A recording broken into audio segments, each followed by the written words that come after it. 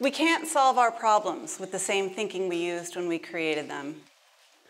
I love that quote. It's Albert Einstein. And when I heard it, it was a real wake-up call for me, because I realized that so many of the problems I wanted to help address as a strategist, questions of resilience, biodiversity, sustainability, adaptiveness, were not necessarily well addressed by the strategic models that I had developed as a strategist.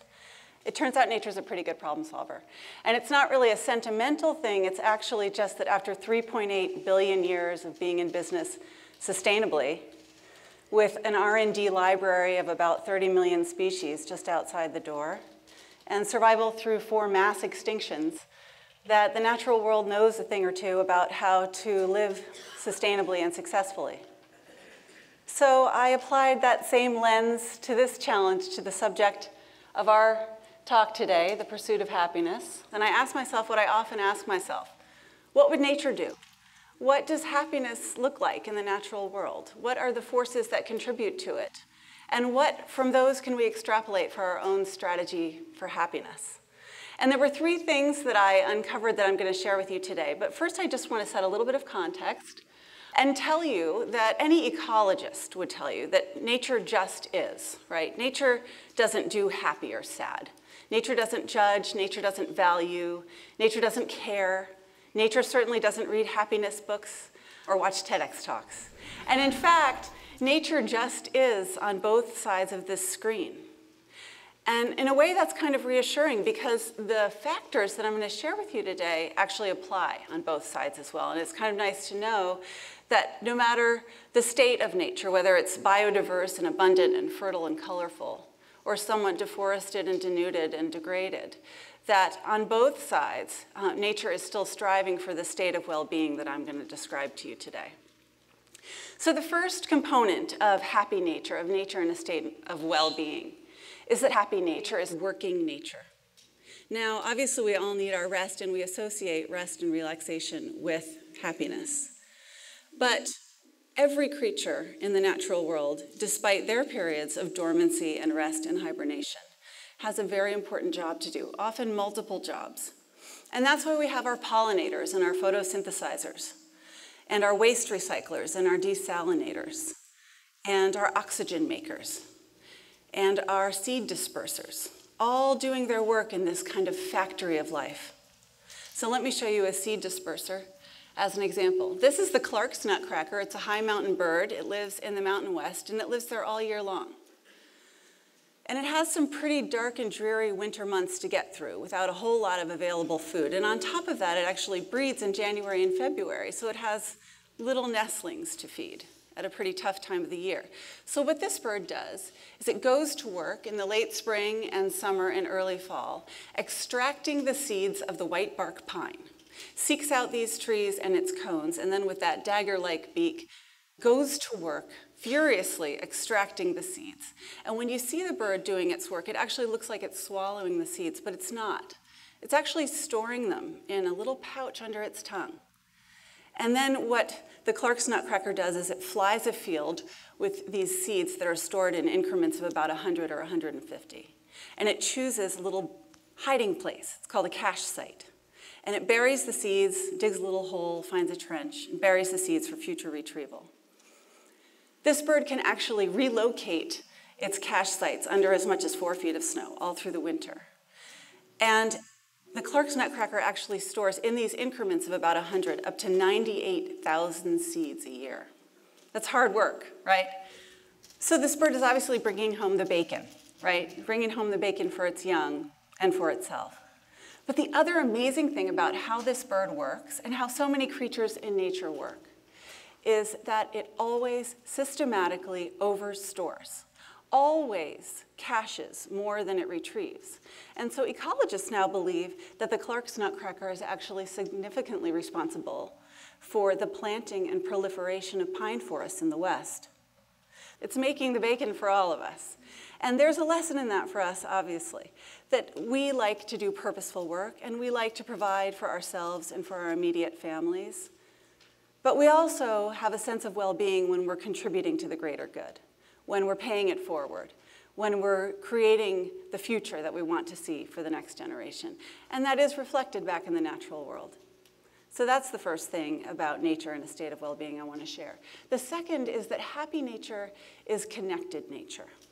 Life is actually governed by a web of interdependency. Just last year, you had the scientist Elliot McIntyre take this very TEDx stage and tell you about how the sciences have, maybe in the last 50 to 100 years, overemphasized a bit of a competition fetish, studying how creatures compete for resources rather than how they co-create and share and exchange them. But that's changing because of the work that Elliot and other scientists like him are doing in this new field of facilitation, studying how creatures share and exchange and co-create their resources, and how when the going gets tough, they actually help each other more than they compete.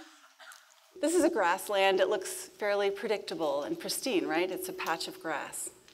But what I learned about grasslands like this all around the world is that these grasslands actually co-evolved in an interdependency with their grazer. And this is how it worked in our country. On the prairies and the Great Plains of our country, the grasslands and our grazers, the buffalo and the bison, were interconnected, such that when the bison were spooked by a predator, they would take off at these breakneck speeds. And in that process, they were performing the ecosystem function of trampling up the soil, making it more responsive to receive rainwater, and also kind of doing a natural trampling of decaying matter into the soil surface, a sort of composting and mulching on a vast scale. And then when these bison would come to rest, they would stop and they would eat, and they would digest, and they would leave their droppings. Now, one of the things you have to get used to when you use nature as a strategic model is talking about poop. So I'm going to tell you about the poop because it's very, very connected, actually, even the poop. In nature, there's something called an interface species. Interface species have their name because they're capable of interfacing between death and life. They're able to ingest dying, decaying, spent matter and then upcycle it into useful nutrients for the soil. These species, you might imagine, tend to be earthworms, fungus, and bacteria. In a grassland like this that has seasonal rainfall but also periods of drought and dryness, the interface species, which like a nice moist environment, don't always reside entirely in the soil. In fact, they've co-evolved over the millennia such that the bacteria actually live in the gut of the grazer. So you see, the grassland actually needs the grazer to eat the grass in order for that process of decomposition and upcycling to occur. Think of that interdependency then. On the vast scale of the millions of acres and the stampede, there's an interdependency. And on the infinitesimal microbial scale, there's an interdependency. There's a marriage in a way, a deep, intimate connection. And here's what happens when we lose sight of that connection on our own grasslands, our own prairies of the Texas and Oklahoma panhandle. When we decided to stake out that land and settle it and plow it up and hunt off the bison, what we didn't know we were doing was facilitating a divorce on a catastrophic scale. We didn't know that actually the grassland and the grazers were interdependent in this way. So the Dust Bowl was actually not an act of God. It was an act of our own misinformation about that interconnectedness. And again, that same thing works for us too, doesn't it? Yes, we need our solitude. Yes, we need our periods of time with our thoughts, time alone, for happiness. But for deeper well-being, we're best too when we're in a state of interdependency, when we're sharing our successes and our suffering with others. And even in instances like this with the Dust Bowl, we're learning. The last point that I want to share with you about happiness in nature in a state of well-being, is actually the hardest for me. Because what I discovered in this process is that happy nature is nature in a state of constant change. And I'm a control freak, so I really don't like that. And also, I thought nature was held in a state of kind of cosmic balance. But actually, The opposite is true. One of the operating conditions of life on Earth is this thing called dynamic non-equilibrium, dynamic not balance. And sure, we have our toeholds. You know, we have our seasonal patterns. We have our migratory patterns. We have our weather patterns. We have our breeding patterns. But even those are subject to change all the time. Even here right now in this room, the sand beneath our seats is shifting. And the ice caps are melting, and the sea levels are rising, and a hurricane could be forming, or it could be a bright, beautiful day. And your special Cape May red knot, that migratory bird, is shifting its routes in search of food. And there's not a whole lot that we can do to hold it together. We have to adapt. And actually, that's what evolution is. Evolution is keeping what works in responsiveness to change, and then changing what doesn't work. Now, I'd like to show you one last species that I think is pretty exceptional at this change. I'm not sure you've seen them like this before. Actually, maybe you have, because this reminds me a little bit of the Cape May Boardwalk in mid-August. But here we are, Homo sapiens sapiens. A young species, actually, at only about 200,000 years in this particular subclassification. And we have so many cool anatomical bells and whistles, right? I mean, we can stand upright. We have these handy opposable thumbs that allow us to make and manipulate everything from spears to smartphones. We can live anywhere from the North Pole to the Sahara and everywhere in between. Show me a tree that can do that. We're incredibly inventive. Think of the sweeping changes that we've enacted, not only on our own species, but on our whole biosphere. Agriculture, the atom bomb, the internet. We're incredibly ingenious and inventive and entrepreneurial as a species. And we're still in that process. That's what's really exciting. Because I believe our next big adaptation is actually to internalize the first 2 points that I showed you this morning. We're learning to work with the natural world again. We're learning to understand our role in the kind of factory of life that's out there, and how to step in and how to facilitate those processes, and then also how to get out of the way.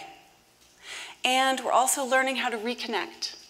We're learning where we fit into the sort of wider web of how energy is transferred, and how we can be a part of that rather than a detractor from it. This isn't just folly, it's not just New Age fantasy, it's not science fiction, actually. There are really cool things happening in the world of business. We have living buildings now in architecture.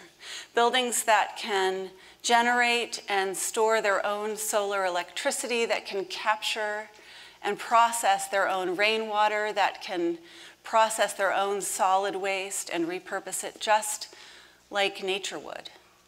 And in medicine, while there is still attention paid to treating symptoms with drugs, there's also a movement afoot to study and then facilitate the inherent microbiome that we have in our own gut bacteria, and better set them up for success to prepare us for health, from the bottom up, really, just like nature would.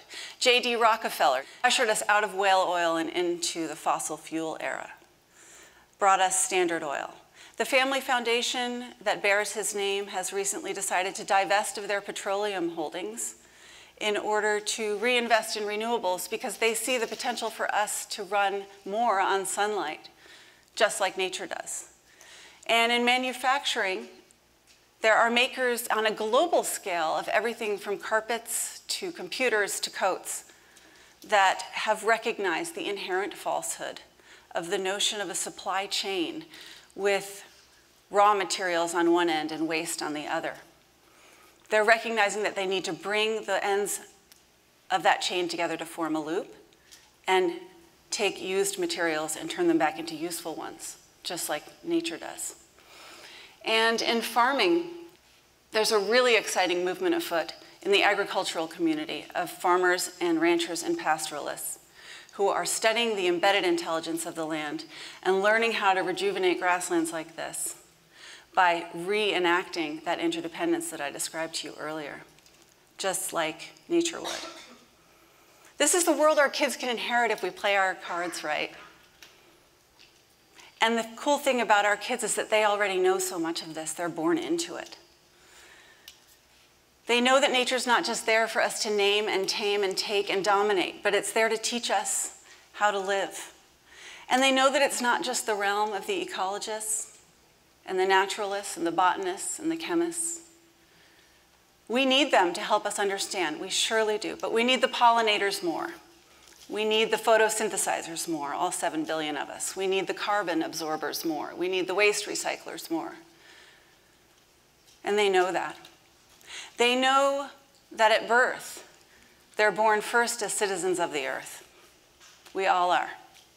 And with that, they have a birthright, an inalienable right, to pursue the genius that exists all around them and all around us. The same genius that emerges from us when we allow it in the form of creativity, curiosity, and irrepressible instinct.